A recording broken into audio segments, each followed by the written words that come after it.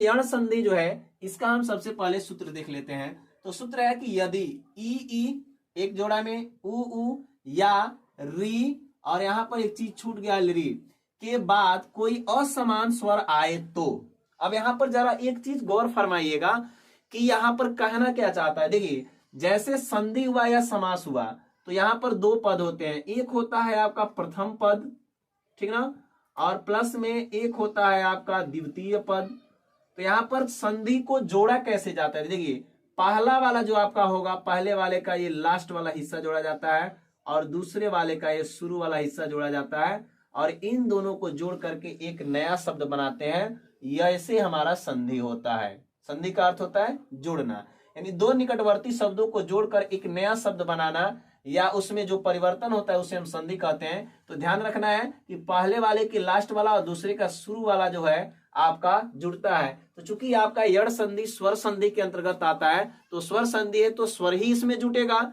अब यहाँ पर आपको ये बात समझ में आ गई होगी। तो यहाँ पर हम चलते हैं स्वर के पास। अब देखिए असमान स्वर क्या होता है इसको जान लेते हैं। कहा क्या रहा है कि ई उ री के बाद कोई असमान स्वर है। समझिए बात को, जैसे मान लीजिए कि यहाँ पर हमारा आया है पहले वाले के लास्ट में क और दूसरे वाले के लास्ट में आ गया ख, यानी कि ये दोनों समान नहीं है। यानी पहले वाले में आया क और दूसरे का शुरुआत में भी आया दोनों में क तो क है यानी कि समान है, यानी एक जैसा है। और अगर क और ख है यानी कि यहाँ जो अक्षर आया अगर सेम वैसा अक्षर अगर आगे नहीं आता है तो उस स्वर को हम कहते हैं कि ये असमान स्वर है।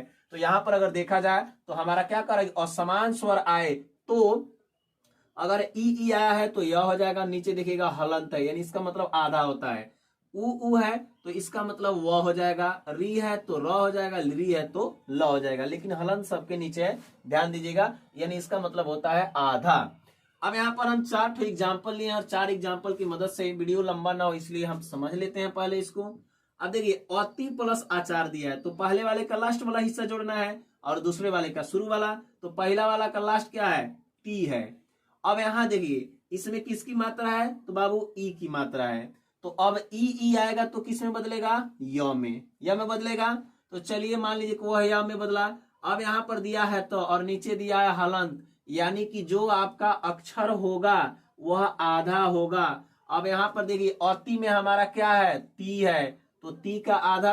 अब ती का आधा नहीं मतलब तो का आधा करेंगे ना तो ये ऐसे हो गया, आधा तो हुआ। अब यहाँ पर जो ई है तो ई किस में बदलेगा, य में बदलेगा। तो ई का य, यानी कि हमने इसमें योग में इसको बदल दिया। आगे दिया क्या, आ, तो हम चलिए या में आ की मात्रा जोड़ लेते हैं और चा और र है तो लिख देते हैं चा और र।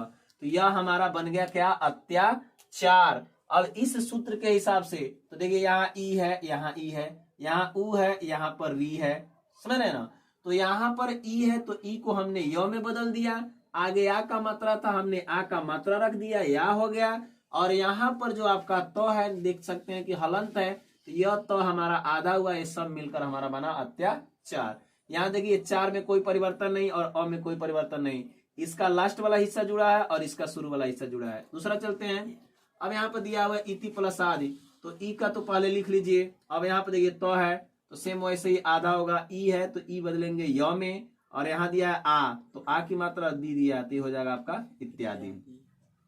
सूत्र को बिठा लेते हैं।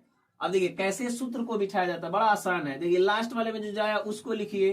तो लास्ट में क्या है, छोटी ई आया है, प्लस है बीच में तो लिख दीजिए प्लस। शुरू में क्या है, दूसरे वाले के शुरू में क्या आया है तो आ आया है तो ई प्लस आ। अब यहाँ क्या लिखेंगे कि भाई हमने किसको किस में बदला है, तो हमने ई को किस में बदला है, य में। तो यहाँ लिखेंगे ई का य, आपका हो गया सूत्र, क्लियर हो गया।